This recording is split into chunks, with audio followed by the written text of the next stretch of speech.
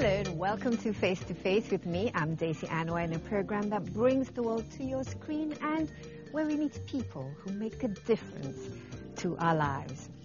Imagine a world in which every human being is born with an intact capacity to love, where every human is welcomed into the world with love through a birth that is gentle and free from fear and trauma. In this episode, I meet a woman who wants to ensure that every childbirth process is a natural, gentle, and blessed experience in a supportive and loving environment. Robin Lim is a midwife and an American who has made Bali her home for decades. And she is also one of the CNN heroes. Here on Face to Face with Daisy Anwar.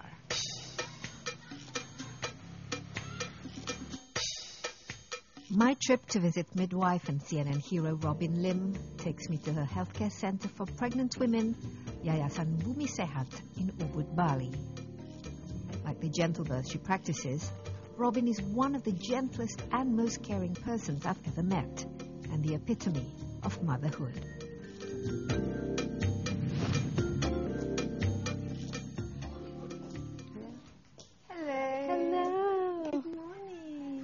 For coming, Daisy.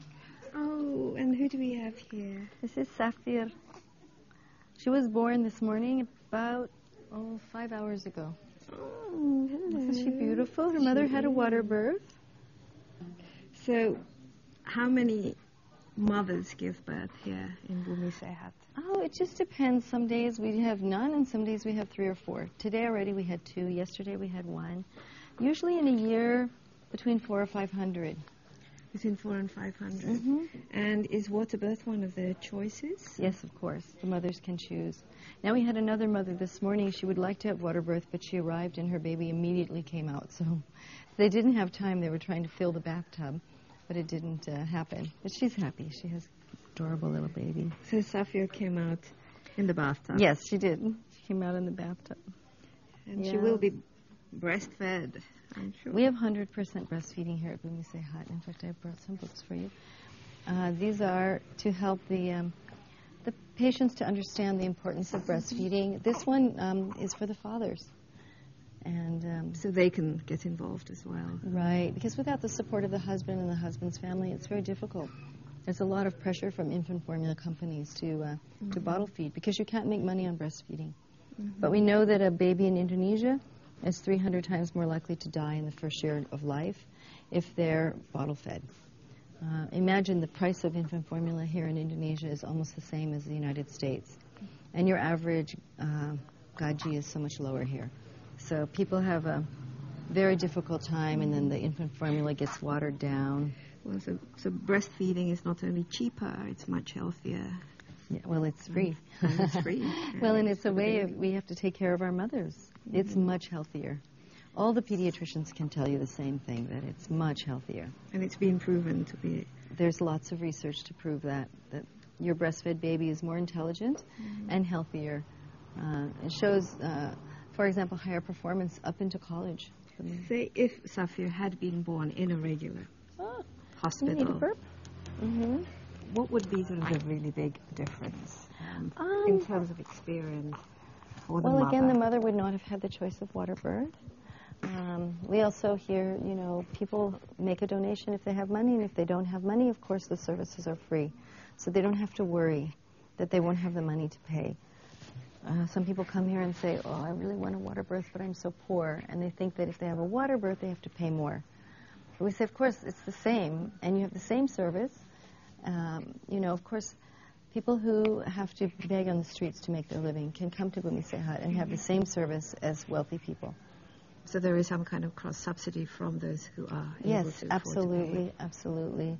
And, we have amazing supporters from all over the world and from all over Indonesia that really help us to be able to provide this loving service. So we do a culturally appropriate birth practice. For example, when the babies are being born, we sing the song of the family's faith. This baby was given to Adsan. And she looks very contented. Bismillah, and then Hindu babies have Gayatri Mantra. The Christian babies, we have lots of songs for them.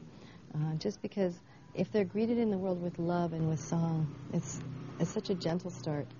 There's lots of research that shows that the start of a baby will determine whether they have an intact or an impaired capacity to love and trust.